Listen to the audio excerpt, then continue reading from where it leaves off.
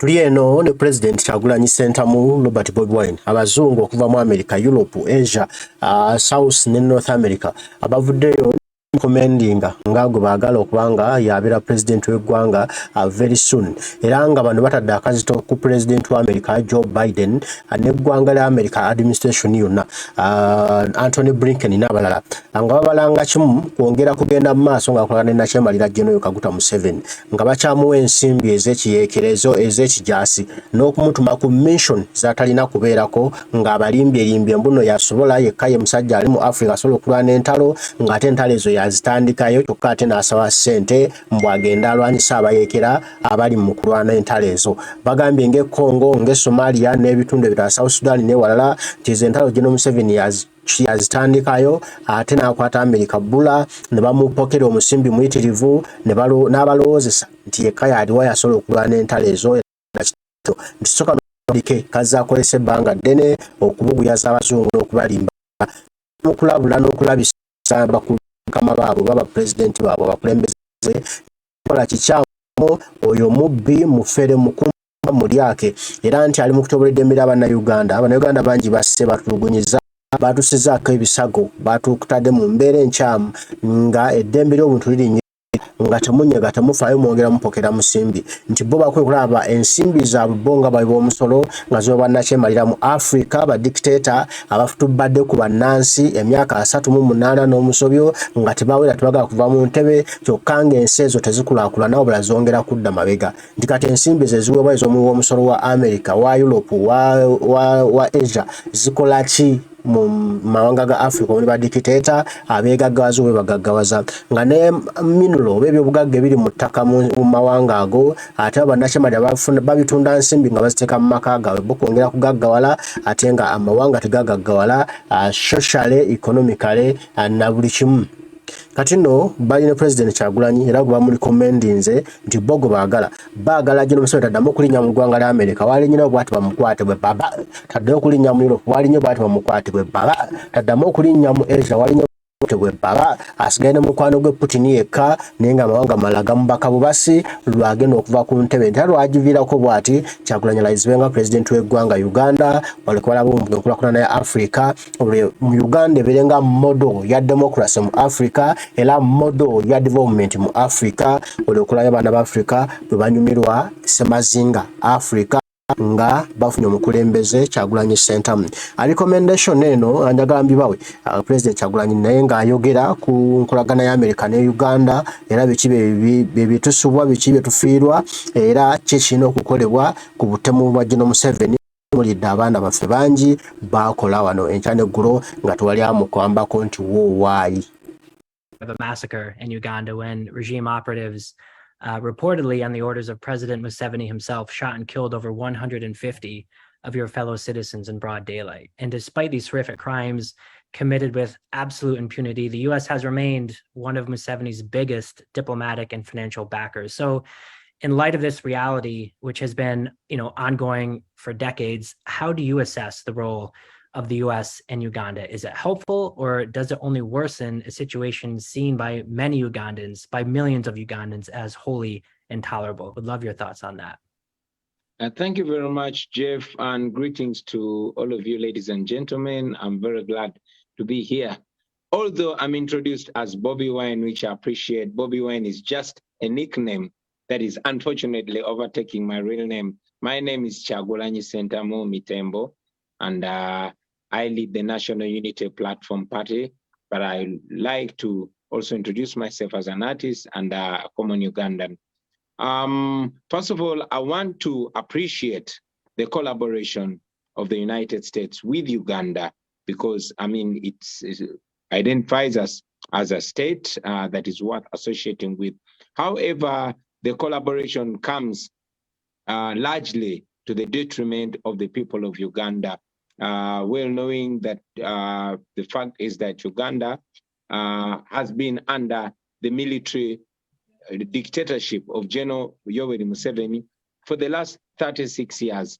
For the last 36 years, Uganda has seen gross human rights abuses. Today, as we speak, abductions are the order of the day. And this is open Torture is the order of the day, and this is open. The regime does not hide it anymore. Unfortunately, even though every once in a while we get strong statements from the United States, those statements have become more or less cliche. The United States supports the Ugandan military with approximately $1 billion annually. Never mind the fact that it is open that the Ugandan military is culpable for gross human rights abuses. It is heading the Ugandan military and police is heading the list of gross human rights abusers. The United States continue to sponsor that. Why do I say the US continues to sponsor that? Because they know what exactly they are sponsoring. Many times we've raised our voices to the United States, asking them to make the respect of democracy, the rule of law, and respect for human rights preconditions for collaboration.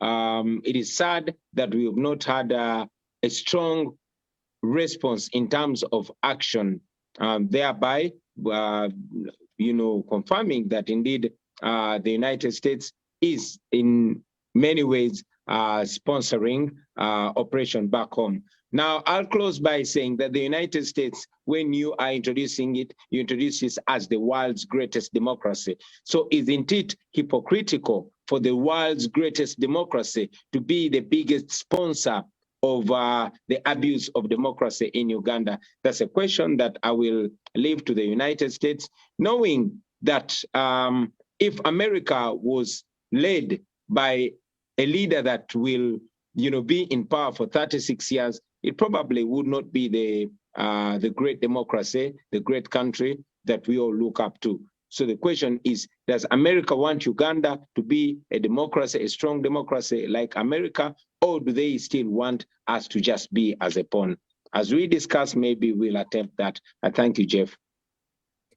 Thank you so much, Bobi. I like where you started because it leads me to the question I was going to follow up with, because you set basically a foundation that looks at what the US is doing now that is aggravating human rights violations or somewhat showing that they could be doing more, but there is something that's not being done. So my question really is, looking at the future, what do you think the US could do to genuinely improve the situation in your country? If you had, for instance... Would you kindly start the question again? Can you hear me? Yes, I can. Yeah, so I was just alluding to the fact that you gave a good background of what the US is doing to contribute to the human rights situation in Uganda. And my follow-up question was going to center around looking at the future. What, in your view, is something that the US could do that could be helpful in improving the situation in your country? If you had a moment with the president, for instance, the president of America, the Secretary of State, what would be your message to them?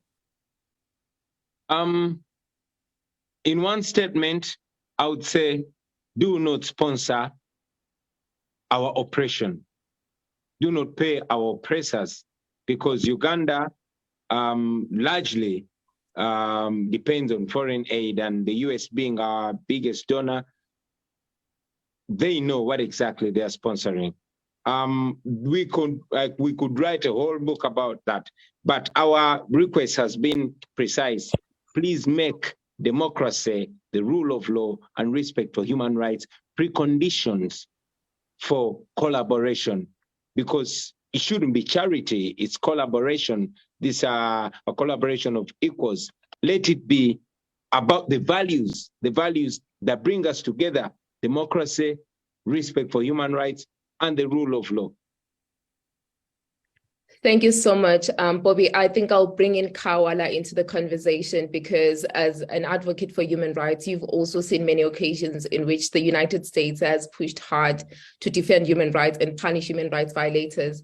But you're also coming from a country where the US, along with others such as the EU and France, have formed long-standing partnerships with authoritarian incumbents and so become complicit in human rights violation.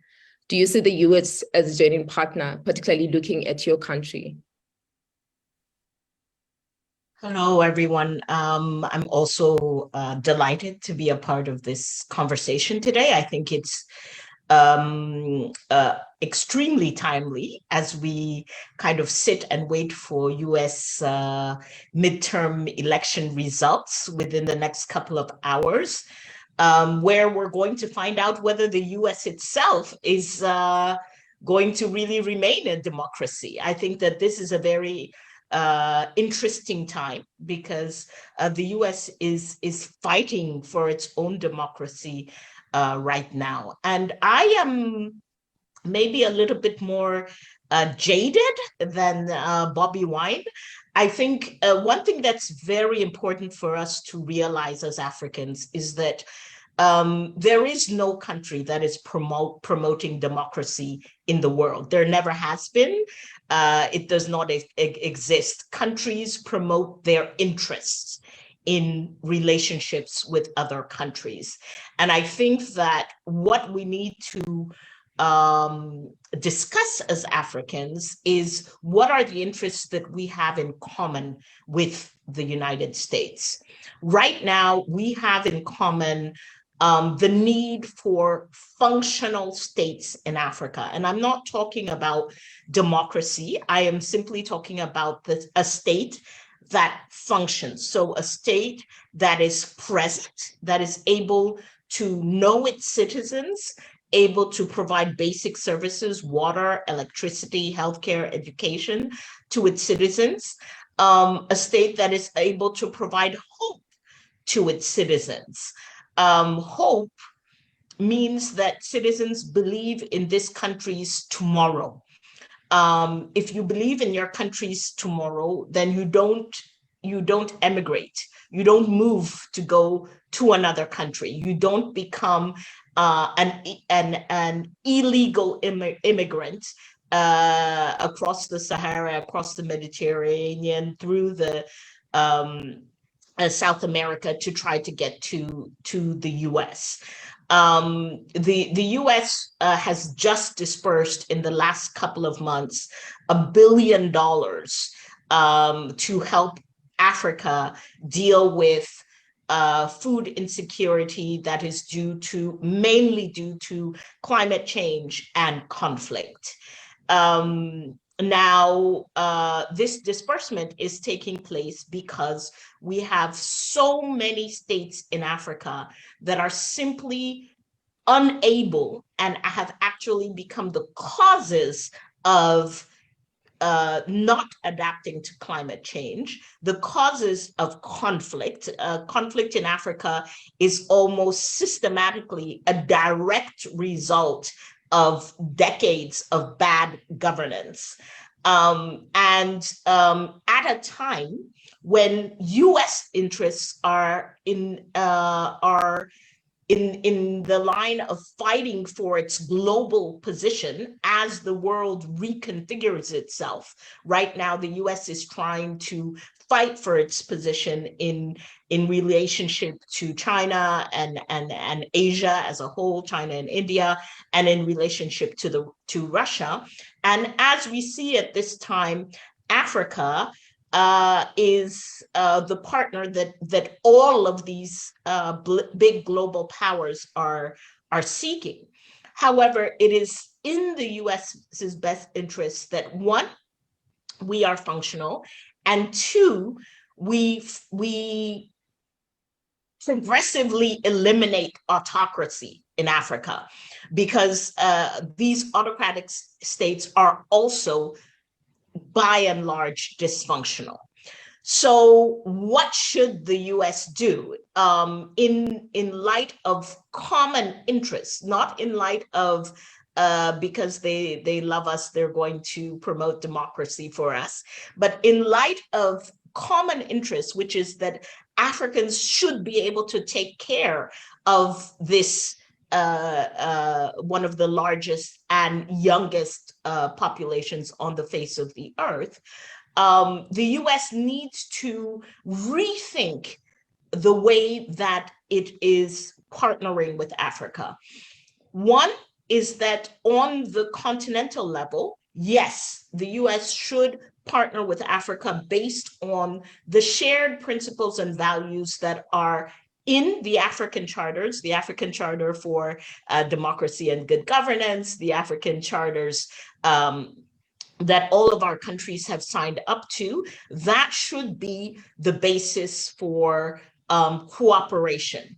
But within that continental approach, the US needs to distinguish on a country-by-country basis and based on the level of functionality of the state and autocracy in the state, needs to distinguish its approach. So you cannot have the same development policy for Equatorial Guinea, Cameroon, or Uganda as you do for Botswana, for Mauritius, or even Ghana and Kenya.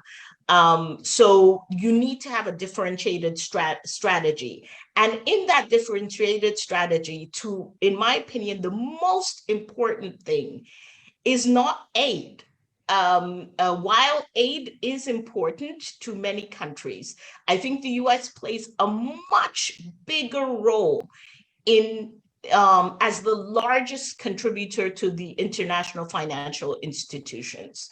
So while USAID is carrying out seminars for 50 people in Uganda on electoral voting rights, or how to get more women into an electoral process, which is not one to begin with, because we're talking about this dictatorships. So while they're doing that through State Department and USAID and so on, they are at the same time contributing to the IMF, who will be loaning the loans of Cameroon, for example, at this time from the IMF is $900 million.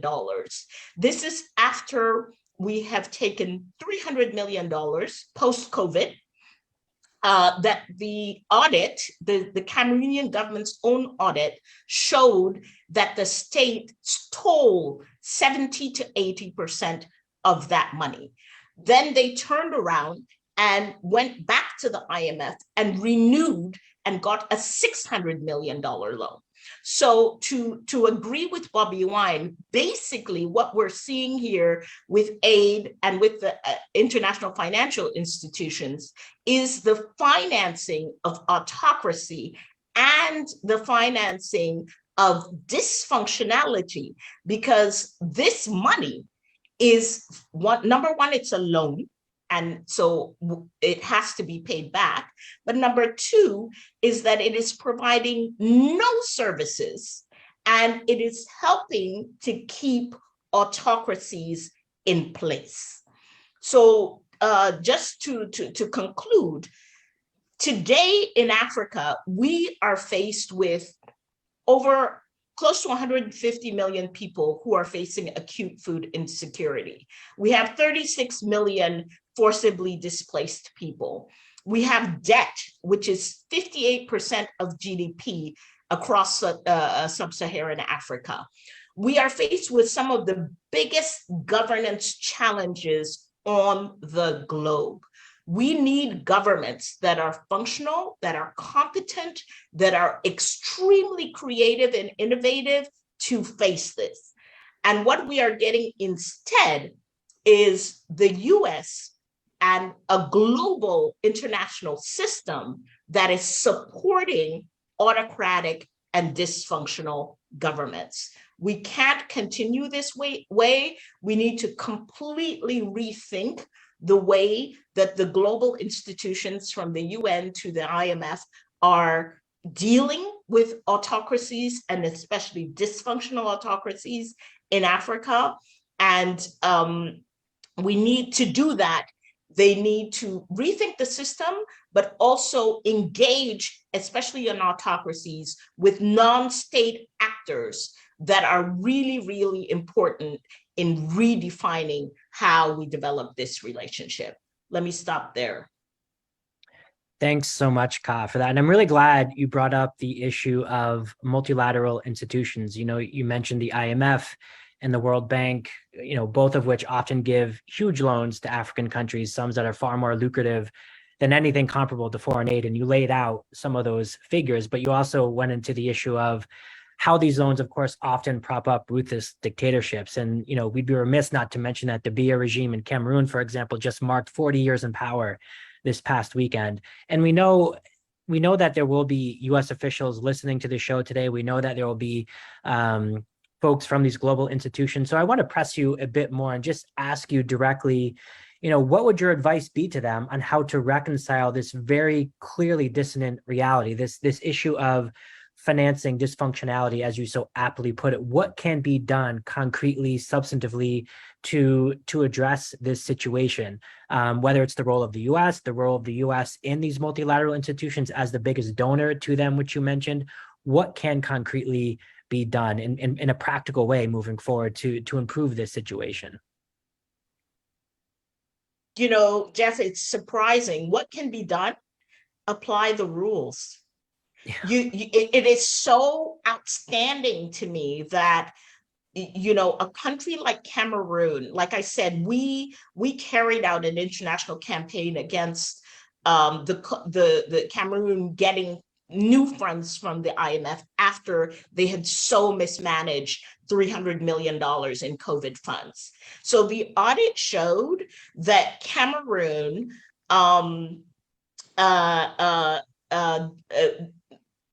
was buying materials for COVID at 10 times the market price, right? The Ministry of Health. The audit showed the Minister of Health gave, the Secretary General in the Ministry of Health gave contracts to his brother, who bears the exact same name as he does.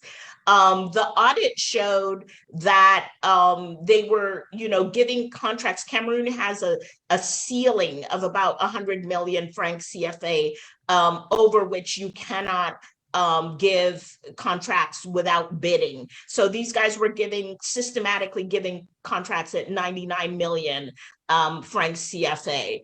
The audit showed that companies that had been created in January 2021, one company got over 70% of the contracts. It was created in January 2021, had never done any business in Cameroon, and then all of a sudden was getting COVID funds, COVID contracts for over 100 million. So they violated every single rule of public finance management that you can think of, and some that you cannot imagine. And after this audit, after our campaign, we wrote to the IMF. We actually got a meeting with the IMF. After all of this evidence, the IMF turned around and gave Cameroon $600 million in a regular loan. There have been no repercussions for Cameroon. So what we were asking in our advocacy to the IMF was, don't give Cameroon any more money until they tell you what they're going to change in their public finance management system, because if things went so badly wrong, it means the system isn't working. So let's engage on a real reform process, and let's condition any new money on that reform. Number two, we said the people, the individuals are really well known. So don't give them any more money until these individuals are gone and have been replaced. Our third request was for the publishing of the audit, because at the time we were advocating, Cameroon had not officially published the audit. Well, we got 1 out of 3, the publishing of the audit. So they got new money without changing a single thing in the public financial management system. They got new money without firing a single person. All of the individuals who manage those COVID funds are still in their positions. So, it's amazing. It's not rocket science. It's not anything extraordinary. You and I cannot go to our banker and take a loan and completely mismanage the loan and then come back for more money. We can't do that. And so we're asking that basic the most basic of rules be followed. This would be so huge in helping those of us in the countries who put our lives on the line to ask for accountability from our governments. If these international institutions were asking for minimal accountability, we would have much more functional states. Absolutely. Thanks so much for that valuable contribution, Kai. I really appreciate it. I want to shift gears a little bit here and bring Zachariah in. As a scholar, obviously, you look at the evidence in a balanced and systematic way. And as someone who has studied social movements, for example, across Africa, we thought you had a really unique vantage point to the issues we're discussing today. We wanted to talk a bit about your research and what you have found to be the most important ingredients for affecting real substantive change on the ground in terms of respect for human rights and holding leaders accountable. Some of the issues that Kai and Bobi before her were just discussing. Obviously, local agency and meeting the needs of local populations are paramount, but does the US have a role to play here? And if so, how does official US policy fit into this broader equation? We would love your thoughts on that. Sure, and thank you so much for having me. It's an honor to be here with Kai and Bobi in particular. And I don't want to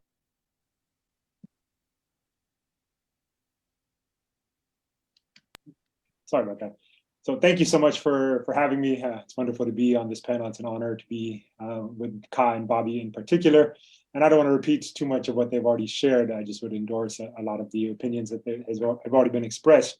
What I would say as a scholar and as a U.S. citizen, I think a lot of the outrage that we have around the U.S.-Africa relationship is really a feature, not a bug, of the larger system of how foreign policy is made in the United States. If you actually look, there's a very interesting document called the Africa Strategy document that was released in August, and I revisited that ahead of our discussion today. And it's an extraordinary document in the sense that it suggests 3 pillars of U.S. policy towards Africa. And the one positive one, of course, is this desire to combat democratic backsliding, as it's referred to in the document. But it's sort of positioned alongside 2 other priorities, which is to expand trade opportunities with the continent, and then the third one, of course, to increase security partnerships. And so the question is, how do these 3 things fit together? And is there are they supposed to be sequential? Are they supposed to be co-equal? And I think what's very clear from this is that, they are actual priorities being listed, with democracy and democracy promotion being the least significant of this, right? So in my view, security becomes the premier concern, as Bobi was giving us the example of the Ugandan case. Trade is a close second, and any sort of effort to promote democracy is a distinct third in terms of US priorities. And you can tell this very clearly from the document, because the other thing that the document does very clearly is it lists China and Russia over 10 times in a relatively short 17-page document. And so throughout this document, which is really meant to be a guide for how the US engages with African countries, you can see over and over a very explicit appeal and effort to contrast the US as a good partner for African countries, in contrast to the Chinese and to the Russians. Right. And I don't think we have any desire here to defend or to romanticize what China and Russia are doing on the continent, but it's really striking that really the document's not about Africa at all. Right. Really, it just sort of positions African countries as part of this larger geopolitical competition, and suggests that Africans would be naive, ignorant, stupid, even if they didn't choose to partner with the US in favor of the Chinese or the Russians. And I want to suggest that it's not just the document that makes this position. If you look at what the U.S. Congress has actually done, a few months ago they passed the Countering Malign Russian Influence Activities in Africa bill. This is a really weird and strange piece of legislation that passed with overwhelming support from both Republicans and Democrats. The vote was actually 415 to 9 in the House. Which is extraordinary in this era of supposed polarization in the United States. And it's basically, is the only real legislation that has passed around US-Africa foreign policy by the US Congress. And it has nothing to do with the interests of African countries let alone African peoples. Right? It's really, again, a document that shows that the way that the US is conceptualizing our relationship to African countries is around these larger geopolitical competitions. And so it's no surprise, to come to your question, that by and large, the social movements that have exploded across Africa over the past decade, primarily led by young people, are not able to find much of a receptive audience in Washington. I mean, that in general, even where Washington is trying to, offer what I would consider to be primarily rhetorical support to democracy forces in Africa, that this is often hollow support, providing some trainings, providing some funding to occasional figures who kind of rise to attention for various reasons, but no real effort to reevaluate the nature of our relationships with so many autocrats across the continent. No real effort to take any risks and to position ourselves as a true democratic champion in contrast to our Russian and Chinese rivals. And so unfortunately, I don't look at the United States, despite some nice people working at US, the National Democratic Institute and elsewhere, who I do believe mean well, that fundamentally I don't think that they are really going to have any larger influence in reshaping how the US understands African countries as primarily, junior partners in our larger security and economic objectives. Thank you so much, Zakaria. I think one of the points that you mentioned, the idea that there's a lot of frustration around just the design, how the policy in the US is made. And this idea as well that because it's not necessarily a focus on the interest of the African people, that's why you tend to see that the different changes in administration also in a lot of instances changes the interest on Africa. And I think that's one of the biggest challenges that we have and why we're having this conversation today to say, how do we flip from the space that we're in, where we're constantly adjusting ourselves as a continent to fit into the strategies of the US administration, into a continent that is able to say, these are our priorities, this is what we want, and then the US and other players can actually fit into it. So I think that's very, very important. And then the one question I wanted to ask you though was, just looking at the fact that there are important connections between Africa and America, both in terms of the diaspora, the flow of ideas and remittances, and in terms of the African American community as well, which has contributed a number of US Assistant Secretary of State for African Affairs over the years. So how do you think this can be harnessed to build a stronger and more effective relationship that represents a genuine partnership with respect for African agency? Yeah, that's a great question, and I think it's a hugely important observation. If we look, sort of at the longer history of the relationship between diasporic Americans and African politics, we can see that Black Americans in particular have had a long history of championing African issues to the U.S. government and to international agencies. So if you go back to the anti-colonial struggles of the 1940s and 1950s, figures like W.E.B. Du Bois, Ralph Bunche and others were very prominent voices in U.S. foreign policy circles, pushing the United States to recognize liberation movements across the continent, and oftentimes were quite successful in those efforts. If we look at the anti-apartheid struggle of the 1980s and 1990s, again, it was a lot of organizations established by Black Americans who played this role in pushing the U.S. government, which was a close partner of the apartheid state, to abandon apartheid, and were ultimately successful in that regard.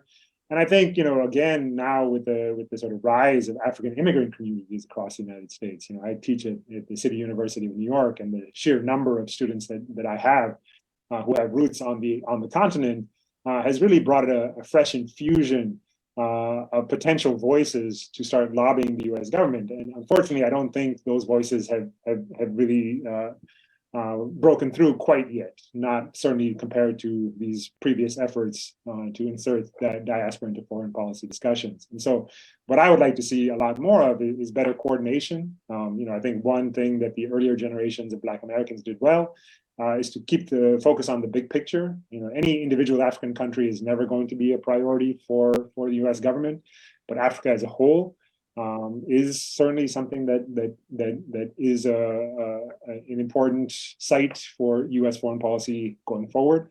And so more Pan-African solidarity to pressure the U.S. government to stop funding autocracies, to create more equitable economic policies, I think that is a better strategy than sort of trying to fight as individual countries and hoping that the US might take notice. I think that, in general, there is a lot of individuals in the Biden administration, including the current US ambassador to the United Nations, including many other figures who are Black Americans who have longstanding interests in Africa, who could be targeted with certain kinds of appeals to perhaps pressure the Biden administration to revamp its Africa policy. I mean, I think that the benign neglect and often detrimental approach that the US has taken to Africa is not unique. That has been going on across Democratic and Republican administrations.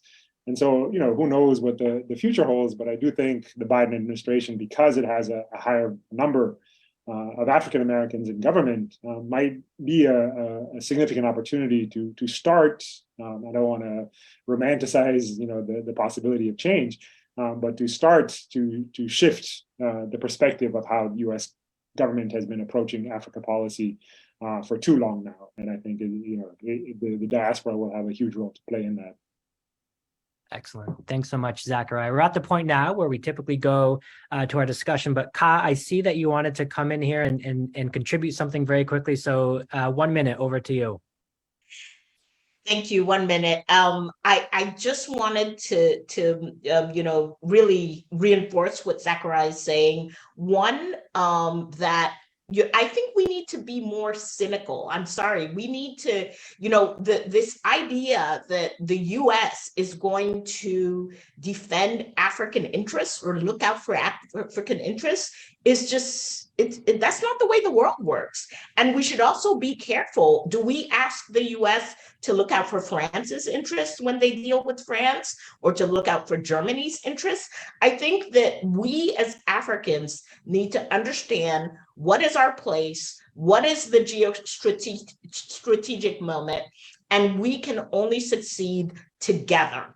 So bringing groups that are fighting, and we are in this moment where there's an explosion of groups on the ground that are fighting for African justice, African democracy, and so on. We need to talk to each other better. We need to build. I am always amazed that today, with the internet, with all the means we have, we are not as connected between Africa and the African American community as they were in the 60s, as they were in the fight for apartheid. We just wrote a book about women connecting across continents that's coming out next week. So I really think that, this is where the key is, and that we need to stop with let's hope that America takes into account African interests. They're not going to.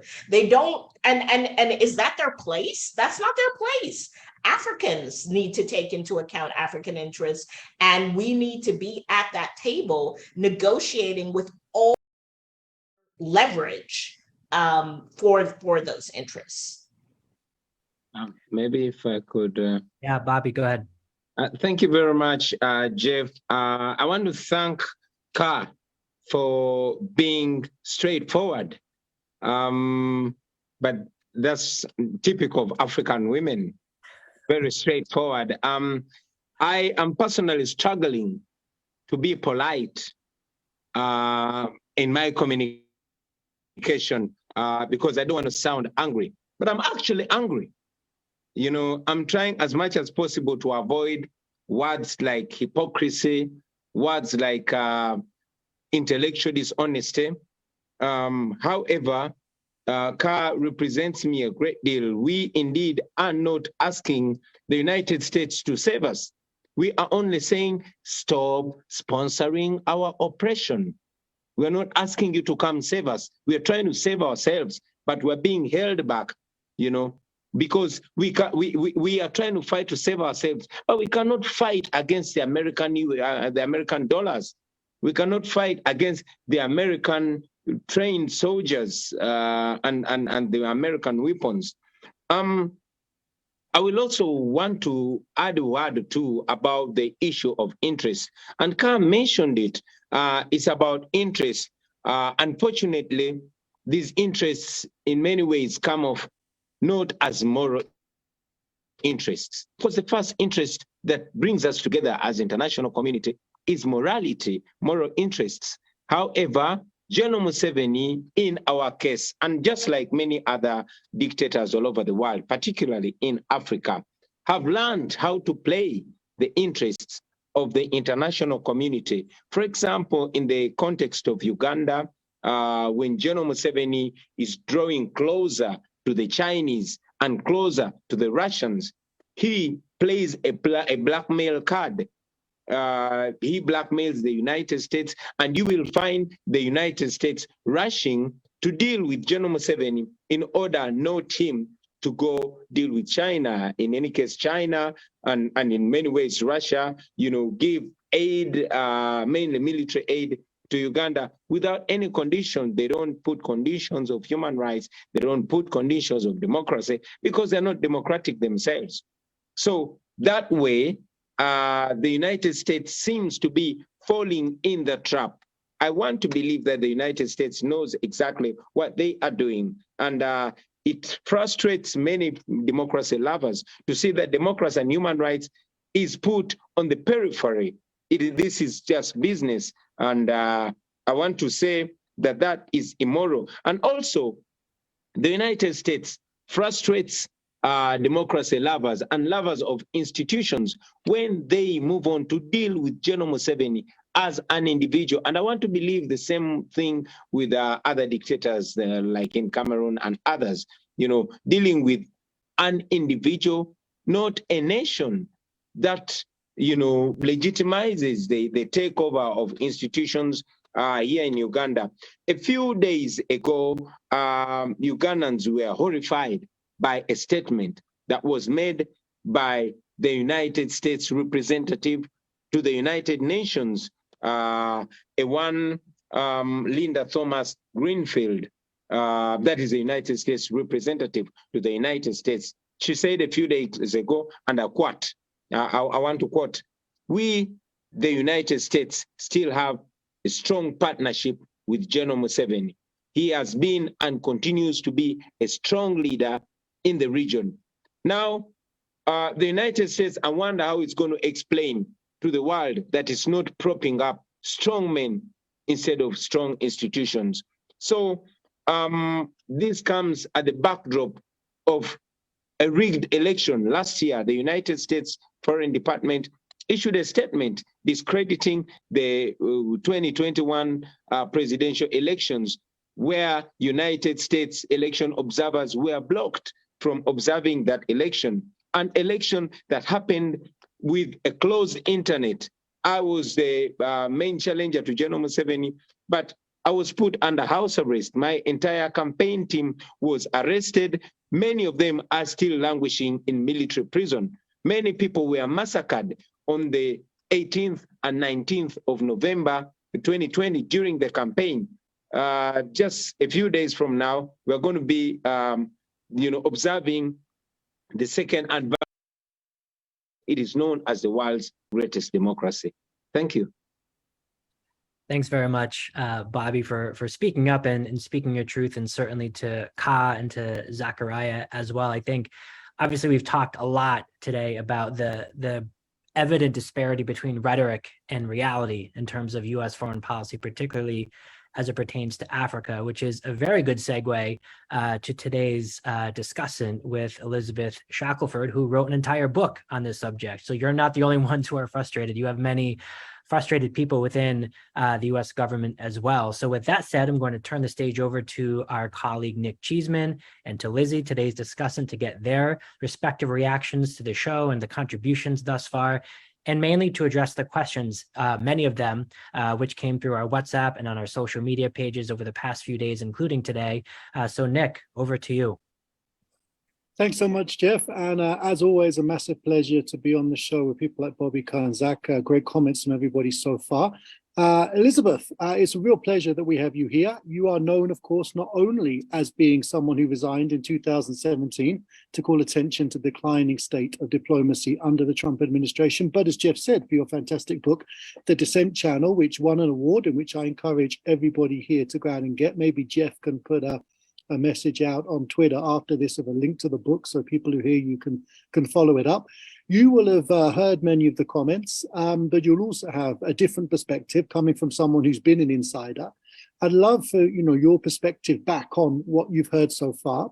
For everybody else, just to say that Lizzie's going to give her feedback. I'll throw in a few comments. Then I'm going to read some of the many questions we've got from across the continent today. And I have to say this has been one of the biggest responses we've ever had.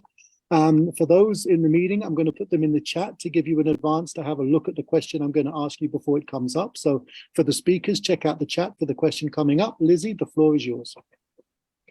All right. Well, I'll start by saying I don't think that my perspective is that different from what we've heard today.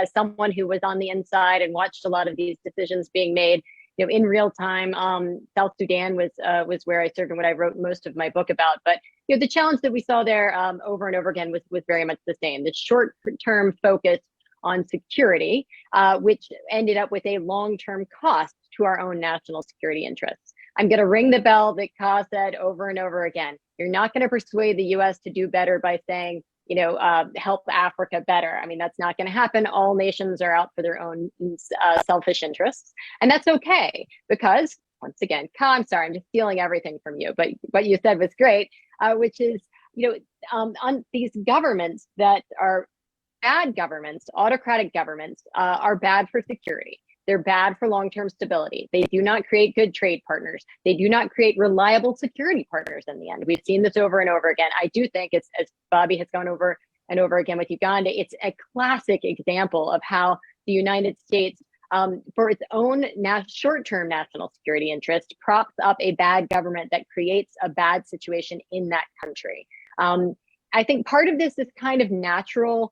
It's something that you have to overcome in a democracy, because any administration is going to be looking at their short-term interests. So you've got to find a way to change the paradigm so that the folks on the inside fully understand that the long-term interest of the United States with its relationship with different countries across the continent is not in having kind of hard-standing strong men and autocrats, but it's in having functional democratic governments that provide services, provide stability, and provide that hope that Ka was also talking about. The truth is, on the inside, in the National Security Council in the U.S., there is an understanding of this with the folks who cover Africa. But in this great wide world where the U.S. is overextended in a lot of places, those interests are often undermined by the bigger picture. You see that Africa strategy that came out. They basically did control, find, replace, counterterrorism with great power competition in order to try and make sure that it rose to the top of the queue, or at least somewhere in the queue of national security interests.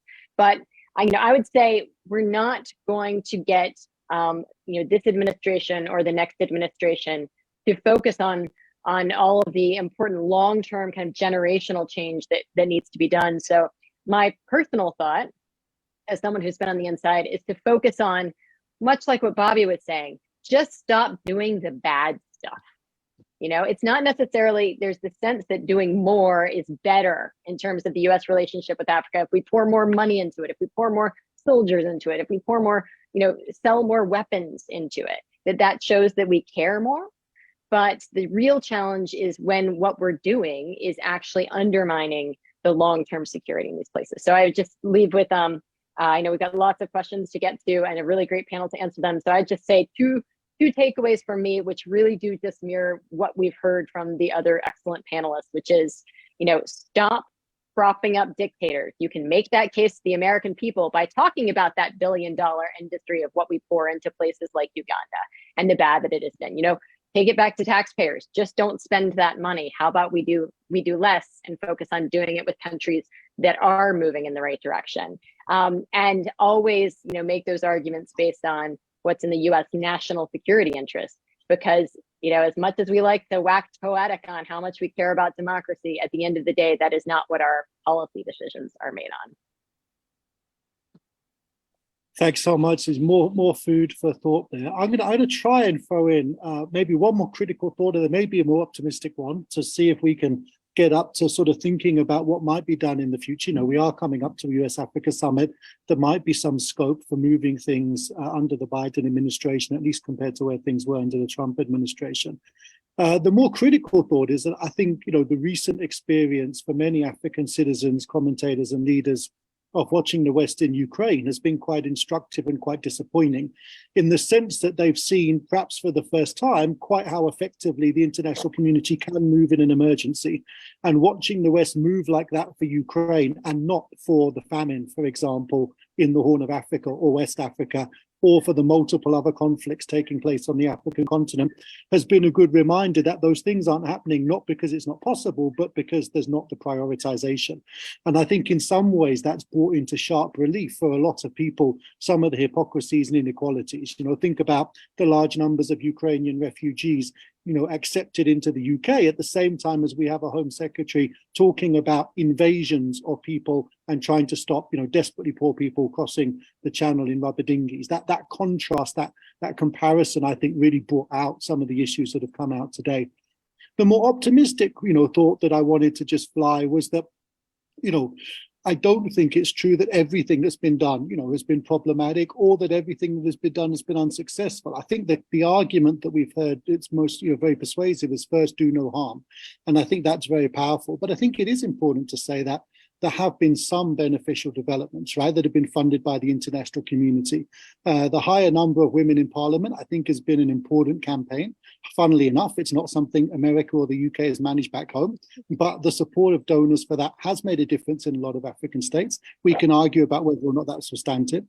We have seen, international community, for example, supporting judiciaries, and that has contributed, not the major factor, but it's contributed to the efforts of judges to break more judicial independence in countries like Kenya and Malawi, which has played an important role in those countries over the last few years. So I think it's important we don't completely throw out the baby with the bathwater.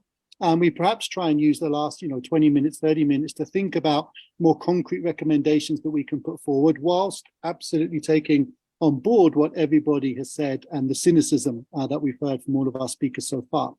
With that in mind, I'm going to ask your questions now. We'll go in the order in which you spoke. So Bobi, I'm coming to you first. Just for everybody, a reminder, they're in the chat if you want to check them out quickly. So Bobi, the question here is from someone who wants to know a little bit more about what Museveni does to make himself so attractive to America. I mean, what has he done over the past 20 years to get this kind of lock on international support, where, as you said, he can commit the most heinous human rights abuses and still remain a key partner? What is he doing? How is he doing it? Are others following suit? Asks a questioner on our WhatsApp. Thank you very much. You will allow me answer the question in two ways. First, what he has been doing. I can be sure of what he has been doing and maybe suggest on what he is doing. What General Museven has been doing for the last 36 years is painting a rosy picture of his rule and Uganda. He has been able to smartly deceive the international community. You will notice that President Bill Clinton back in the 90s described General Museven as a new breed of leaders, 36 years in power. General Museven has spent a lot of billions of taxpayers' money in Uganda, paying lobbyists in the international community, paying companies to paint a rosy picture of his rule. And yes, he has presented himself as a benevolent dictator, as a Democrat. And part of our effort was to show, to unmask, to pull off the mask of General Museven. When I ran for president last year, it's not that I was not aware of the situation. I was aware of the militarism, but because we knew that we had media on us, we wanted the international community to see what General Museven is realistically. And we were able to show the world. The world can no longer pretend not to know what General Museven is. The United States can no longer pretend not to know that they are propping up a tyrant. And we always have put a question that when Taylor did to the Liberians what General Museven is doing to Ugandans, he was sanctioned. When Mugabe did what Museven is doing, he was sanctioned. When Saddam Hussein did what General Museven is doing, he was sanctioned. When Idi Amin did what General Museven is doing, he was sanctioned. Why then General Museven is not being sanctioned? We believe that the United States, in many ways, it's looking at interests. And many times they've pointed at security and the war against terrorism, which we agree with. But we have told them time and again that they should deal with the country, not an individual. They should deal with institutions, not an individual. So I can say that I know what General Museveni has been doing in the past, lying and deceiving and painting a rosy picture of democracy and putting up fake elections to justify that we have democracy. But right now, just last year, the United States election observers were blocked from observing the elections. The United States knows that besides all the massacres that have been carried out, besides the Kasese massacre, just 2 years ago, just under 2 years ago, more than 150 innocent citizens were massacred on the street, and nothing has happened. So allow me to throw back the question on the table, what General Museveni is doing right, and also to ask that, is the international community, is the United States, enticed by evil? Is it enticed by violence? Is it trying to prove to us that we who are nonviolent cannot be supported, but those that are violent are supported? That's a question that I want to bounce back to you. Thanks so much, Bobi. I think, my answer to this is partly what Lizzie put in the chat, which is, I think one of the things that, Museveni has been particularly good at is finding the one thing the West wants and giving it to them. At one point that was a development partner. It was somebody who would lead on HIV/AIDS. Then when that dried up, it was Ugandan troops in Somalia. He's consistently tried to find the one thing that could make him attractive to a Western audience. And I once wrote in my book, Democracy in Africa, that if there was ever a kind of world championships for manipulating the international community, Museveni would win the gold medal every time, because he finds that one thing. And it's no coincidence, right, that as soon as a leader starts to have some troubles with their allies internationally, Paul Kagame, they start throwing troops at peacekeeping operations and into other countries, because then they become indispensable. And all of a sudden they can treat their citizens back home however they want, but because they're supporting international, programs in other countries, all of a sudden they get a pass. And I've talked to people, who've been involved in the administration of many countries who, like Lizzie says, are desperately, trying to promote democracy, who have said to me, as soon as those troops went in, our ability to speak truth to power in that country went away. So I think you're absolutely right. But I think it's also, we also need to be clearer, I think, about how good some leaders are at manipulating international preoccupations and the things that Kara said to basically keep themselves in power. Now, Kara, coming to you now. The question for you was, are there any international donors out there doing a better job? We've been pretty tough on the United States tonight. Are there good examples? Is there anybody you see out there who is doing a good job? Is there anyone, Bobi, you can come in again on Uganda. Is there anyone on Uganda you see as being credible and consistent and pro-democratic? From your point of view, is there anyone in Cameroon that you see as being, credible? We talked about America, but of course, this is a big realm of international donors. Is there somebody else out there doing best practice that the US could follow?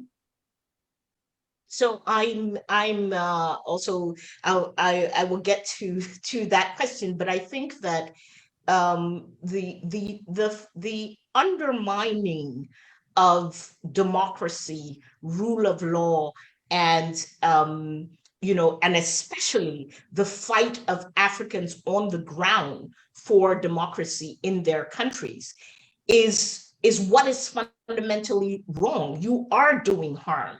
So, you gave an example, I think somebody in the chat gave the example about women. Well, if you have an autocratic government in place and it has more women in it, excuse me, I'm a feminist, I fight for women's rights, but Biya having more women who, adhere to his philosophy of autocracy does absolutely nothing for me as a woman and does absolutely nothing for me in my country. And I think this is what is wrong with development cooperation, is that if you want to compromise, the fundamental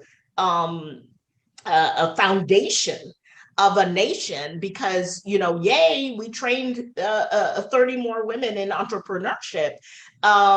You know, this is, you're compromising your own interests. And I think this is where, you know, Lizzie really put the finger on it, which is how do we get administrations that are elected for 4 years and need to get results in 4 years to understand that, you know, the long-term interests of their countries are inextricably linked to our long-term interests. Yes, you send peacekeeping forces to support, you know, whatever initiative is going on internationally, but your human rights violations, your lack of respect for rule of law is going to create the next security situation.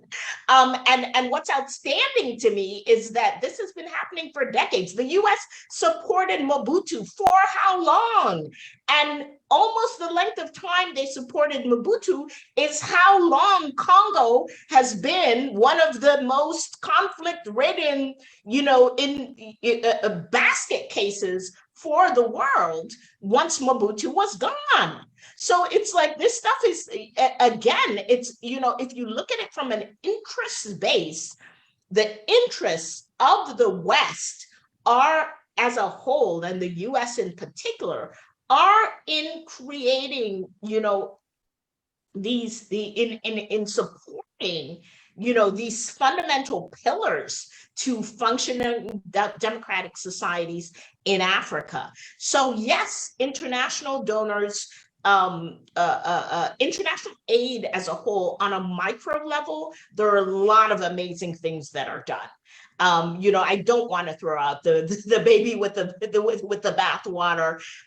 Even in the seminars for democracy, which I question quite a bit, there are things which are done in teaching. It is important to teach Cameroonians who've lived under 40 years of BIA, to remind them what rule of law is, to remind them what fundamental human rights are, because we forget. We live under oppression for so long that we forget, you know, and we're not conscious of what our fundamental rights are anymore. So yes, those things are important. All the things which are being done in agriculture, in our entrepreneurship, with women, with young people, all of those things are really, really important.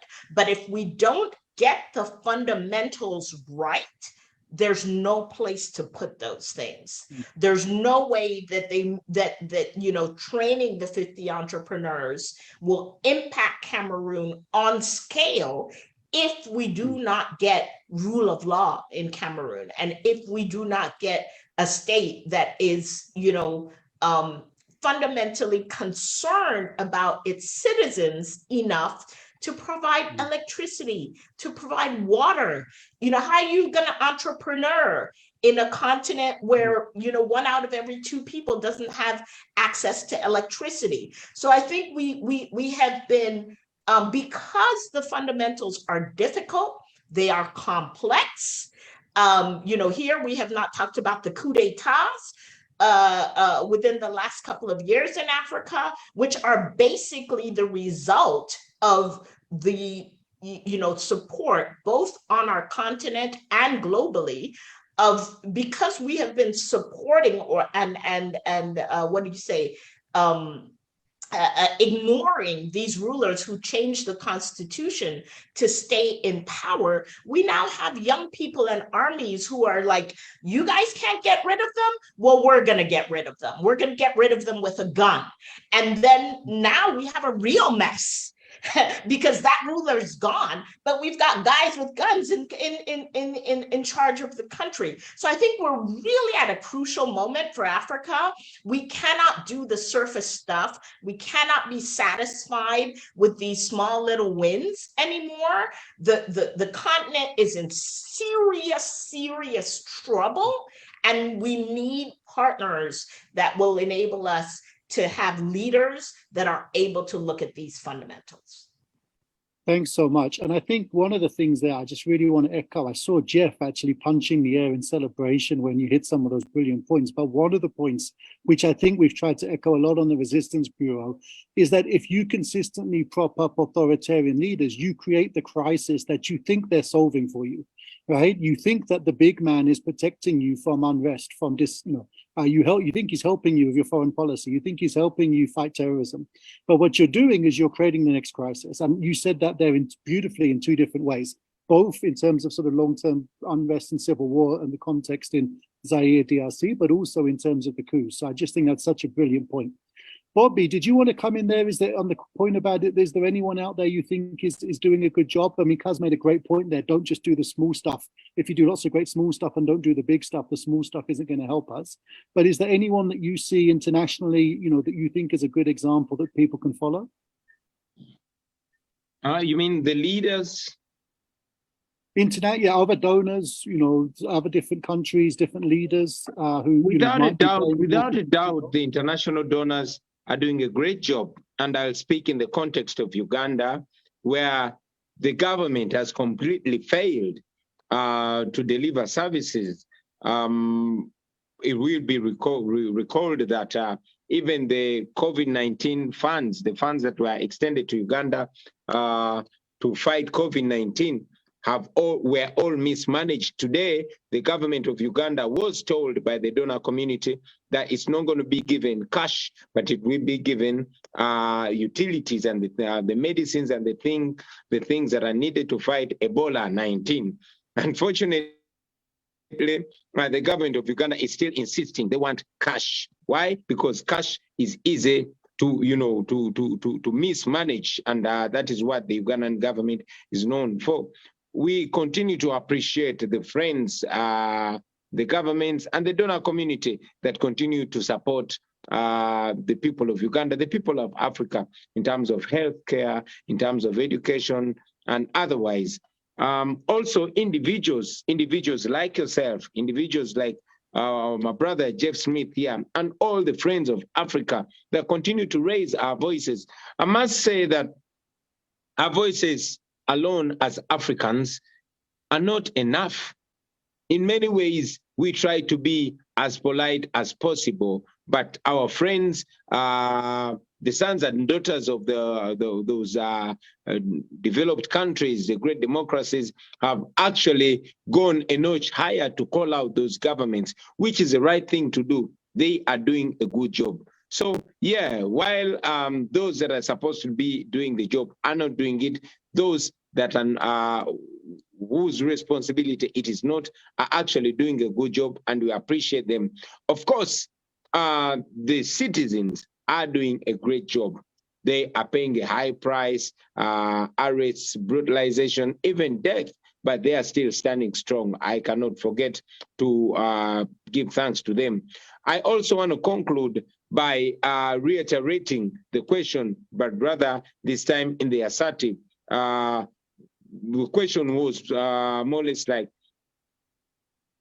does the United States administration do more on democracy or do less by stepping aside and not propping up the tyrants? I would say that the United States can and should do more to defend democracy, because that's a value, that's what brings us together, to defend human rights. And I will note that here in the context of Uganda, a few years ago, the government of Uganda passed an anti-gay law, and the United States and all other international communities rose up in arms. They cut all the aid, they cut all collaboration with the government of Uganda until that law was, recalled. Now, this was a law that was against the minority, the rights of the minority, and the United States put its foot down. How about when the rights of the majority are being abused? I thought the United States is supposed to take the same stand or an even firmer stand. Unfortunately, it has not been the case. So I want to mention that the United States should do more in regards to defending democracy, the rule of law, and human rights. And yes, do less on propping up tyrants. Thanks so much, Bobby. I got a question I'm going to put to Zach, and maybe I'll add a little bit and come back to you, Lizzie, quickly, and then we'll go back to the to Jeff and Mentati because we're running out of time. Zach, your question I put in the Q&A was about countries like Liberia and Sierra Leone. We seem to have, been able to build a new future on the back of international support, and aren't there some examples that are a bit more positive that we can point to? But I also want to ask you and Lizzie a slightly different thing, which is, if you were in the US-Africa summit, one of the things, of course, about these summits is that none of us ever get invited. Maybe we shouldn't, but, it's a small number of African leaders who get called. You don't get opposition leaders at US leaders summits generally, or civil society, or commentators, or that many academics. But if you were in the room and you had an opportunity to say something, what is it that you would say to try and, inch that conversation forwards? I hear what both of you have said. Actually the interests are so ingrained, the issues are so big that, radical change, I think you've both suggested is, unfeasible, and we would be unwise to hope for it. But if we sort of think about inching towards something that looks like at least a more sophisticated, less objectionable, more consistent policy, what would you say in that room that you think might resonate with some of the people there in terms of being able to bring that about? So Zach, it's kind of two questions. You can answer whichever one you want. Lizzie, I'll come to you for that final part of that question, if that's okay, very quickly before we go back to Jeff and Mentati. Zach, over to you. Sure. I would say that, let me try to answer both the questions at one time.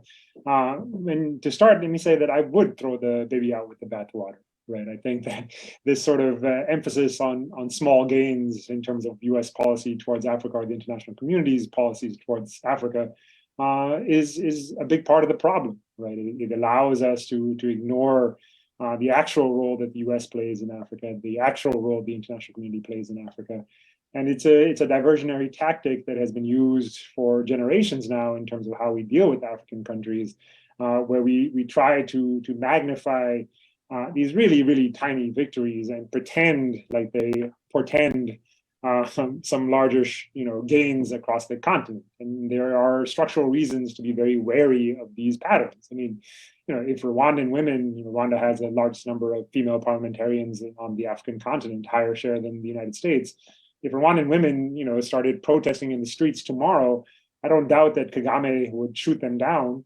And I have no doubt that the U.S. would be muted in its response, right? So I'm not particularly impressed by these small gains. I think that Africans are demanding larger structural transformations, and I think the international community and the U.S. in particular is preventing them, right? So what sort of advice would I want to share with my own government if I was invited to participate in this summit? As you point out, we are not, and maybe, perhaps I shouldn't be invited, but I think there are plenty of people who could be and should be. I know that folks in the African diaspora here in the United States have asked for the possibility of attending, and they've been denied. So I think it's a real problem that these voices are not being heard and are being systematically excluded. But what I would say is that I think we should learn from history, right? If we look at why the U.S. government has actually done things that have been beneficial for African countries, it is almost never because of moral considerations. This charge of hypocrisy that Bobi keeps bringing up, as much as I'm sympathetic to it, it simply does not work. The US is fully aware that it is hypocritical when it comes to foreign policy. As a political scientist, I can tell you that being hypocritical is not exceptional. It is the norm in academia. We push governments, we mock governments that are not hypocritical. We say that they are naive, that they're ignorant, they don't understand national interests. So hypocrisy is the norm. It is expected, right? And the only thing that seems to work are moments where the U.S. government makes harsh and rational calculations that show that the current strategy is no longer working. And I do think in this particular moment, with the rise of China in particular, China is presenting African governments with an alternative. It is an alternative that I find problematic as well, but at the very minimum, has the advantage of taking seriously the question of African sovereignty and insisting that anything that it does on the African continent will ensure that African sovereignty is always respected. This is deeply resonant for leaders in Africa. I think it's a big part of China's appeal to African governments.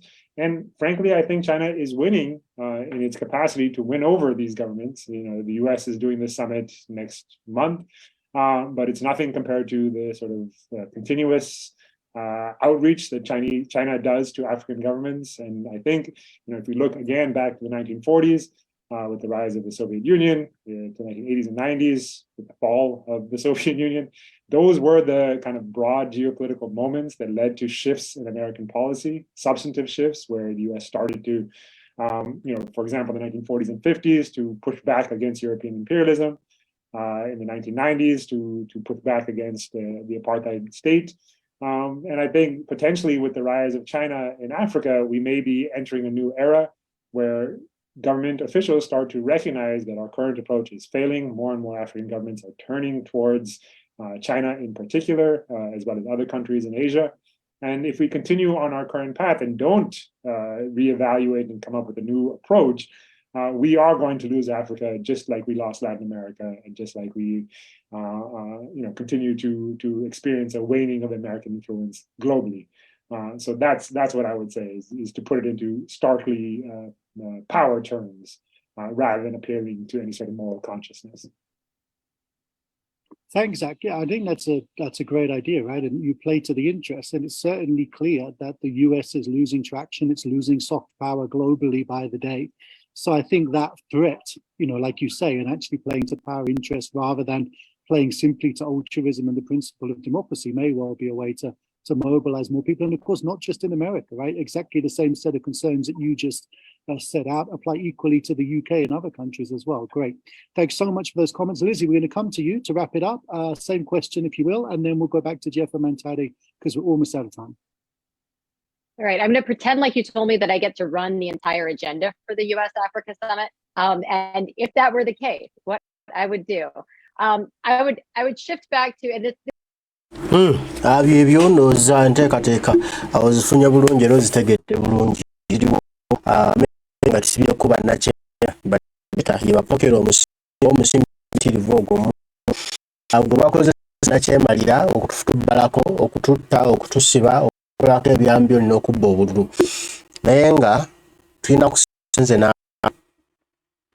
tubeeko kye tukola okwegoba kuba nakyemalira wano nga tuswaza Abamerika abo abazungu abo tuseesaamu badictator twongera okubalabisa okubalaga ensi nti bano muli mu kuwa essente batemu basi babbi bafere omuzungu alabanga ono omutemu we omubbi we omuswatusiza nnyo ajja kutaako njabala ajja mumulekawo nolwekyo ffe twongera okulabisa twongera okulaga ensi ebigino Museven ensi yongera okubiteeka kati Amerika ebirenge eswala okuyimirira mu kifaananyi kigino Museven bwe tunaabatuusa batumaze tujja tulutwala ggulu kati twongere okulabisa Museven nga tuli mu maaso ebitegeere ensi ebitegeere nga tubiteeka ku America nti olaba America you are paying the killings in Uganda, you are paying for the torture in Uganda, you are paying tubalage nti byonna ebikyamu America akubanga asula omusimbi ojja kulaba nga ataddeko njabala tweyanziza mwenna abalikuba kitaffe oyo atakumbira mpeera guludde nenamunga